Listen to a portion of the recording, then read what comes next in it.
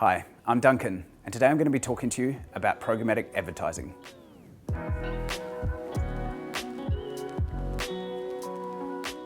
To advertise on websites 10 years ago, brands used to contact website owners and negotiate with them directly, and then manually set up the ads.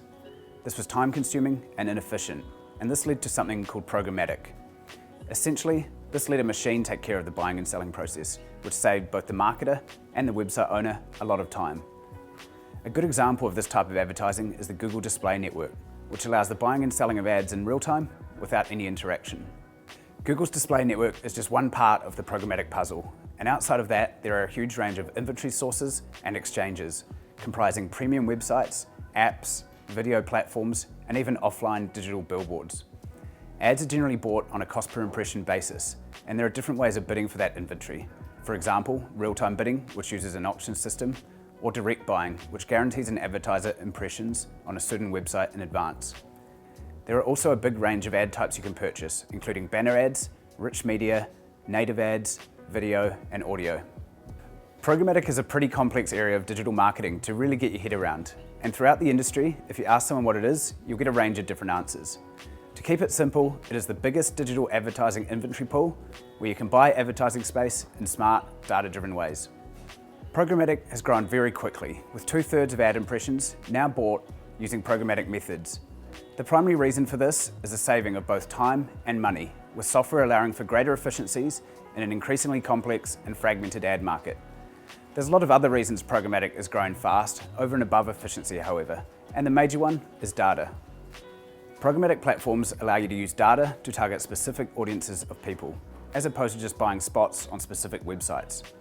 This means that the money brands spend on advertising is directed to their exact target market, maximising the ROI they generate.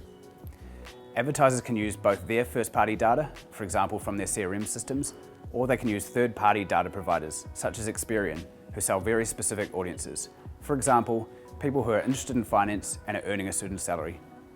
Another reason advertisers are shifting their spend to programmatic is that it combines multiple channels into one platform, with a single source of truth between them. Networks such as the Google Display Network can be bought alongside other premium websites, which allows better optimization, better budget control, and better tracking. There's a few things to consider before you dive into programmatic advertising, and I certainly wouldn't recommend it for all businesses. The first thing to consider is your budgets.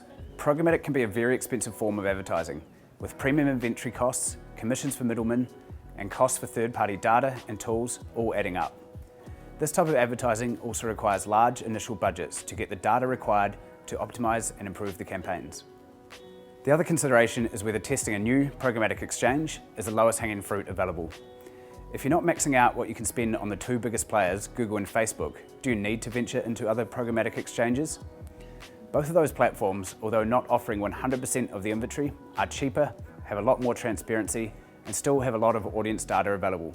So until I couldn't spend $1 more profitably with each network, I would stick with them. Ultimately, if you've got at least a $20,000 test budget, you're at your max with Google and Facebook, and you want to try a new type of advertising, then programmatic could be worthwhile. Just make sure you have a clear goal in mind to determine its success before you start. That's it for now. Thanks for watching.